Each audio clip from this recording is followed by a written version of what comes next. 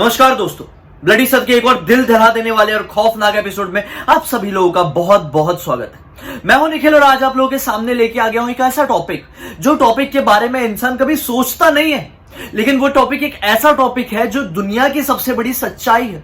हर एक इंसान को पता है कि ये दिन हमारी जिंदगी में या फिर जिंदगी के बाद जरूर आएगा। सुनने में थोड़ा अजीब लग रहा होगा ना? बिल्कुल दोस्तों, आज का ये वीडियो का टॉपिक यानी कि टाइटल आप लोग देख के जरूर समझ गए होंगे कि आज का ये वीडियो किस चीज के ऊपर है। बिल्कुल सही समझे और आप लोगों ने। आज का ये टॉपिक है कि आत्मा इस पृथ्वी में मरने के बाद कितने दिनों तक रहती है, और मरने से पहले और मरने के बाद और मरने के दौरान किसी भी इंसान के साथ क्या बीतता है।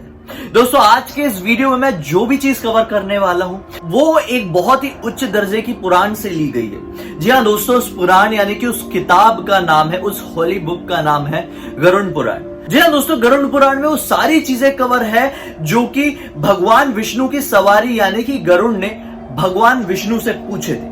एक बार गरुड़ देवता को बहुत ही मन में ये सवाल उठे कि मरने के बाद आखिर इंसानों के साथ क्या होता है, मरने के दौरान उन्हें क्या फीलिंग आती है। तो उन्होंने भगवान विष्णु से ये सवाल किया, तो भगवान विष्णु ने उन्हें जो भी जवाब दिया वो सारी चीजें इस गरुड़ पुराण में उपलब्ध है। जी हाँ दोस्तों, बहुत सारे लोग हम में से ऐसे 99% ऐसे लोग हैं जो लोग गरुड़ पुराण के बारे में नहीं जानते, क्योंकि गरुड़ पुराण एक ऐसी पुराण या फिर एक ऐसी होली बुक होती है जिसका उच्चारण किसी के भी मरने के बाद किया जाता है, उसकी अंतिम प्रक्रिया में।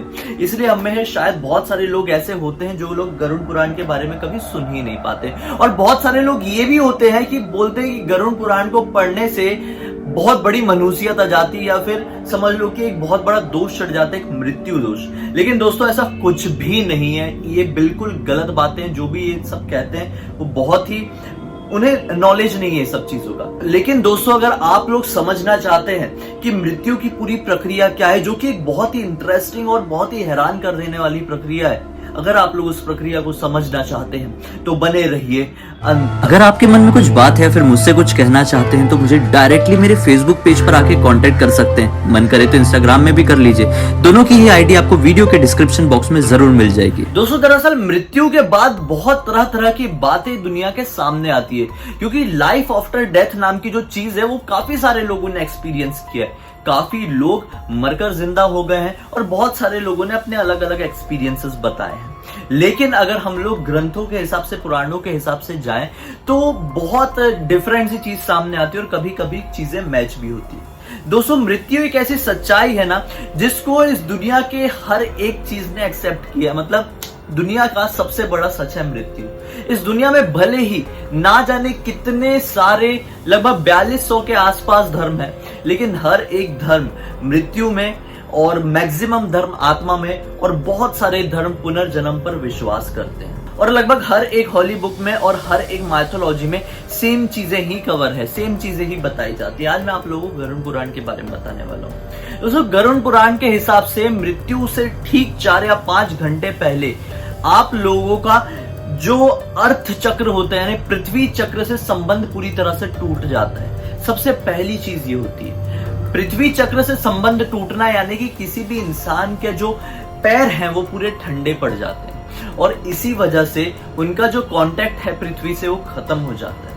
दोस्तों, यहीं पे साइंटिफिक लैंग्वेज में हम बात करें तो, साइंस की लैंग्वेज में बात करें तो साइंटिस्ट का ये कहना है या फिर हमारे साइंस का ये कहना है कि ऐसा आप लोगों के शरीर में आने वाले बदलाव के कारण होता है, आपके शरीर में ऑक्सीजन की कमी होने की वजह से होता है। लेकिन दोस्तों, वहीं पे गरुड़ पुराण ये चीज कहती है। दूसरी चीज, एस्ट्रल कॉर्ड आपके शरीर से टूट जाता है। एस्ट्रल कॉर्ड दोस्तों, दरअसल आप सभी लोगों को पता होगा कि किसी भी इंसान का जब जन्म होता है तो एक कॉर्ड के जरिए वो अपनी मां से जुड़ा हुआ रहता है, और वो कॉर्ड को काटा जाता है तब वो अपनी मां से अलग होता है। वैसे ही एक आत्मा और एक शरीर होता है, तो जो हमारी आत्मा है हमारे शरीर से एक कॉर्ड के माध्यम से जुड़ी हुई रहती है, जो कि एक समझ लो कि इनविजिबल कॉर्ड है। लेकिन मरने के ठीक कुछ ही मिनटों बाद वो कॉर्ड हमारे शरीर से पूरी तरह से टूट जाता है। अब जो हमारी आत्मा है वो हमारे शरीर से बाहर निकलती है और लगभग 10 से 12 फीट की दूरी पर हवा में तैरती रहती है। उस समय आत्मा को हर एक आवाज, शोर सुनाई देता है। मतलब अगर उनके कोई रिश्तेदार होंगे, वो रो रहे होंगे, परेशान हो रहे होंगे, तो भी वो जो आत्मा है वो बहुत ज्यादा बिलक रही होगी, वो बताने की कोशिश करी होगी कि मुझे कुछ नहीं हुआ, मैं यहीं पर हूं, आप लोग शांत हो जाओ। लेकिन लाख बार कोशिश करने के बाद उसी कोई सुन नहीं पाता है। और जब बहुत ज्यादा कोशिश हो जाती है तब आत्मा समझ जाती है कि मेरा संबंध मेरे शरीर से अब टूट चुका है, और वो धीरे धीरे करके एक्सेप्ट करना शुरू कर देती है। कभी कभी ये होता है कि कोई भी आत्मा एक शरीर में बहुत सालों तक रहती है, उसकी बहुत सारी ख्वाहिशें रहती है, बहुत सारी इच्छाएं रहती है, तो इस वजह से वो आत्मा अपने शरीर को छोड़ना नहीं चाहती है। इस वजह से काफी सारे लोगों के शरीर में वापस से जान आ जाती है। इसी चीज को हम लाइफ आफ्टर डेथ भी कहते हैं। मरने के बाद वो लोग जीवित हो जाते हैं, लेकिन ऐसा बहुत कम केसेस में होता है दोस्तों। और बहुत सारे केसेस में आपने ये भी देखे होंगे कि मरने के बाद हाथ में प्रक्रिया होती है। कई बार डॉक्टर्स ये बताते हैं कि जब किसी भी बॉडी का पोस्टमार्टम होता है तो वो जो बॉडी है वो कई बार उठ के बैठ जाती है। सचमुच में ये सच बात है। कई बार डॉक्टर का हाथ पकड़ लेती है, कई बार आवाजें भी निकलती है। आप लोग विश्वास नहीं मानेंगे, लेकिन ये सच्चाई है। तो दोस्तों, ये साइंस क्या कहता है कि ऐसा इसलिए होता है क्योंकि बॉडी में मसल कॉन्ट्रैक्ट होती है, उस वजह से ये सब होता है। लेकिन वहीं पे गरुड़ पुराण ये कहता है कि उनके शरीर में आत्मा वापस आ जाती है और वो वापस से जीवित होने की कोशिश करती है, लेकिन ऐसा पॉसिबल नहीं होता है। इसलिए वो कोशिश करती है कि मैं बताऊं या कुछ भी करके किसी को समझाऊं, लेकिन ये वर्क नहीं कर पाता है। एस्ट्रो कॉर्ड के टूटने की वजह से वो सही तरीके से कम्युनिकेट नहीं कर पाती है किसी भी इंसान से, क्योंकि आत्मा एक एनर्जी है, वो एक फिजिकल बॉडी नहीं है। फिजिकल बॉडी की बात अगर हम कर रहे हैं तो फिजिकल बॉडी का ही टॉपिक आता है अगला। दोस्तों, जो गरुड़ पुराण है उसमें यह बताया गया है कि भौतिक शरीर का अंत होने पर आत्मा को ये यकीन होता है कि अब मेरा जो नाता है, मेरा संबंध है, इस दुनिया से पूरी तरह से टूट चुका है। लेकिन उसके बाद आत्मा दुखी नहीं होती है, आत्मा खुश होती है, क्योंकि उसे सारी तरह की आजादी मिल जाती है। क्योंकि हमारा जो शरीर है, हमारी जो फिजिकल बॉडी, हमारा जो भौतिक शरीर है, उसके पास बाउंडेशन है, उसके पास लिमिट्स है, बाउंड्रीज है। लेकिन जो एनर्जीज होती, जो आत्माएं होती है, उनके पास कोई बाउंडेशन नहीं होती है, कोई लिमिटेशंस नहीं होती। वो अपनी इच्छा की जगह पे जा सकते हैं, घूम सकते हैं, अपनी इच्छा की जगह सो सकते हैं। मतलब सोना तो एक अलग चीज है, लेकिन कुछ भी कर सकते हैं, कुछ भी। कई बार आत्माएं अगर किसी को पैसे बहुत पसंद होते हैं तो वो बैंक में जाके रहते हैं, और बहुत ज्यादा घर के पैसे पसंद होते तो तिजोरियों के पास, बच्चे पसंद है तो बच्चों के पास, अगर कोई अपना पेट एनिमल पसंद था तो उनके पास, और कभी कभी तो अगर किसी आत्मा को कुछ चीज खाने की पसंद होती है तो वो उस पर्टिकुलर चीज के इर्द गिर्द रहते हैं। तो ये कब तक होता है? ये 7 दिन तक होता है। लेकिन जैसे ही वो 7 दिन क्रॉस हो जाते हैं तो मानो कि आत्मा को एक तरीके से अब मुक्ति की तलाश होती है। इसीलिए बहुत सारे जो धर्म हैं वहां पे सिर्फ हिंदू धर्म ही नहीं, बल्कि बहुत सारे धर्म ऐसे होते हैं जिनमें अंतिम प्रक्रिया 10 दिन बाद, 13 दिन बाद की जाती है। दरअसल इस अंतिम प्रक्रिया, जिसको हम 13वीं भी कहते हैं, या फिर अलग अलग लैंग्वेज में अलग अलग चीजें कही जाती है, I hope you can understand. उसमें क्या होता है कि वो अंतिम प्रक्रिया होने के बाद आत्मा को एक सुरंग दिखाई देती है। जी हाँ, सुरंग। बहुत सारे लोगों ने जो लाइफ आफ्टर डेथ से लौट के आए हैं, उन्होंने भी इस सुरंग के बारे में बताया, जो कि एक बहुत बड़ी सुरंग होती है। और सुरंग के बिल्कुल एंड में बहुत ज्यादा लाइट दिख रही होती है। अब आत्मा को ट्रैवल करना है पृथ्वी से लेकर उस लाइट तक, लेकिन बीच में एक सुरंग वाला रास्ता है। अगर किसी ने भी आत्मा का वो जो शरीर था, भौतिक शरीर था, उसका अंतिम संस्कार सही तरीके से नहीं किया है, आखिरी प्रक्रिया, आखिरी संस्कार सही तरीके से नहीं किया है, तो वो उस सुरंग में फंस के रह जाती है। फिर ना ही वो उस एंड की होती है, मतलब उस मोक्ष की होती है, यानी उस स्वर्ग या फिर नर्क की होती है, और ना ही वो अपनी इस पृथ्वी की होती है, और वो फिर यहाँ पे भटकती रह जाती है। इसलिए कहा जाता है, इसलिए माना जाता है कि किसी का भी शरीर का अंतिम संस्कार पूरी प्रक्रिया से किया जाना चाहिए। इस पूरी प्रक्रिया के बाद आत्मा सीधे पहुंचती है अपने फाइनल डेस्टिनेशन, यानी आखिरी मंजिल में। उस आखिरी मंजिल में आत्मा खुद की ही जज होती है, ना ही कोई ईश्वर, ना ही कोई भगवान, ना ही कोई जज। वहां पर आत्मा ही होती है। वो अपने कर्मों को अपने हिसाब से पनिश करती है, या फिर अपने कर्मों को अपने हिसाब से गुडविल देती है। मान लो कि मैंने जीते जी कोई बहुत अच्छा काम किया हूं, हर एक काम अच्छे किया हूं, जो कि पॉसिबल नहीं है। कोई इंसान आज की दुनिया में ऐसा नहीं है जो हर एक काम बहुत अच्छे करता हो।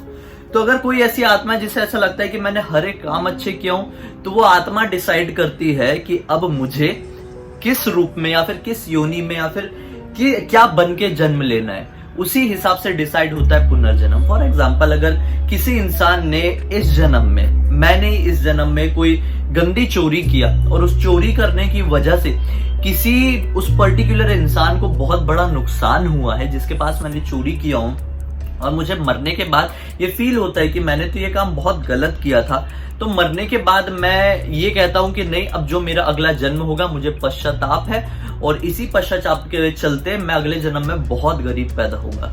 तो ये चीज होती है। तो इसलिए इस जन्म में आपके साथ जो कुछ भी हो रहा है, इसका डिसीजन खुद आपने ही लिए थे, इसका फैसला खुद आपने लिए थे। तो भगवान पर ब्लेम करना बंद करो, अपने कर्मों पे ध्यान दो, इस जन्म के कर्मों पे ध्यान दो, क्योंकि मरने के बाद आपकी मतलब आपके साथ कुछ जाएगा तो वो सिर्फ और सिर्फ आपके कर्मा जाएंगे। वो कर्मा ही होंगे जो आपके अगले जन्म को या फिर मरने के बाद का जो समय होता है, जो हम स्वर्ग या फिर नर्क में बिताते हैं, उसको डिसाइड करते हैं। बहुत सारे लोग ये भी कहते हैं, जो हमारे ये सारी चीजों को नहीं मानते, जो नास्तिक लोग होते हैं, वो ये कहते हैं कि लोग बोलते हैं कि मरने के बाद स्वर्ग या नर्क में जाते हैं, और वहीं पे बहुत सारे लोग बोलते हैं कि मरने के बाद तो पुनर्जन्म भी होता है। तो सच्चाई क्या है मैं आप लोगों को बताता हूं। अगर किसी भी इंसान की मृत्यु होती है, जैसे मैंने अभी बताया, मरने के बाद जब वो डिसीजन लेता है, डिसीजन लेने के बाद एक पर्टिकुलर समय होता है। मान लीजिए कि मैंने डिसाइड किया कि मेरा जन्म ऐसे ऐसे होगा, यहाँ पे होगा, लेकिन उसमें तो थोड़ा टाइम लगेगा ना। अब जब मैं मर चुका हूं, वहां से लेकर जो मेरे जन्म तक के बीच का टाइम है, वो टाइम मैं बिताऊंगा स्वर्ग या नर्क में। मेरे ही डिसीजन के हिसाब से यमराज जो होते हैं, या फिर यमराज ही कहेंगे हम उसे, यमराज और चित्रगुप्त जो होते हैं, वो डिसाइड करते हैं कि अब मुझे कहां रहना है, स्वर्ग में रहना है या फिर नर्क में रहना है। क्योंकि मेरे कर्मा ने बताया है, उन्हें मेरे कर्मा ने ही बताया है। इस वजह से मैं उस पर्टिकुलर टाइम तक वहां पे रहता हूं, जब तक मैं अपने सारे कर्मों को भोग नहीं लेता। अगर मैं बहुत बड़ा पापी हूं तो मैं नर्क में रह के सारी चीजें भोगूंगा, उसके बाद मैं डिसाइड की हुई जगह पे जन्म लूंगा। अगर मैंने सारी चीजें पुण्य किए हैं, अच्छे काम किए हैं, तो मैं स्वर्ग में रहूंगा, उसके बाद डिसाइड किए हुए समय में और जगह में और योनि में मेरा जन्म होगा। दूसरी जो आत्माएं होती है ना, मृत्यु के बाद कोई भी जो आत्मा होती है ना, वो डिसाइड करती है कि मेरा जन्म कितने समय के लिए होगा, मेरी उम्र कितनी होगी, मेरे पास कितने पैसे होंगे, मैं कितने धनी परिवार में जन्म लूंगा, मेरे पास क्या क्या कलाएं होंगी। ये सारी चीज वो अपने पिछले जन्म में ही डिसाइड कर लिया होता है। दोस्तों, इसलिए मैं आप लोगों को बार बार कहता हूं कि जिंदगी में कभी भी बुरा मत करो, बुरा मत सोचो, बुरा मत बोलो।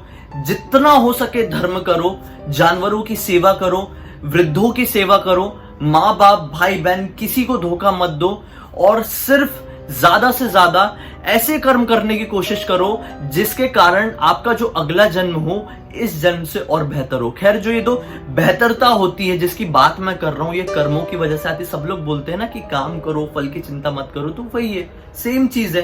तो खैर, मुझे यकीन है कि आपको मेरा आज का ये वीडियो अच्छा लगा होगा, और इस वीडियो को जरूर दोस्तों जरूर अपने सीनियर्स के साथ शेयर करना, अपने मॉम डैड, अपने चाचा चाची, नाना नानी, दादा दादी, सबके साथ शेयर करो, और उन्हें ये इन्फॉर्मेशन बताओ कि ऐसा होता है। मुझे यकीन है कि उन्हें भी अच्छा लगेगा, और वो लोग भी आपके साथ बैठ के मेरे वीडियोस देखेंगे तो आपको बहुत अच्छा लगेगा।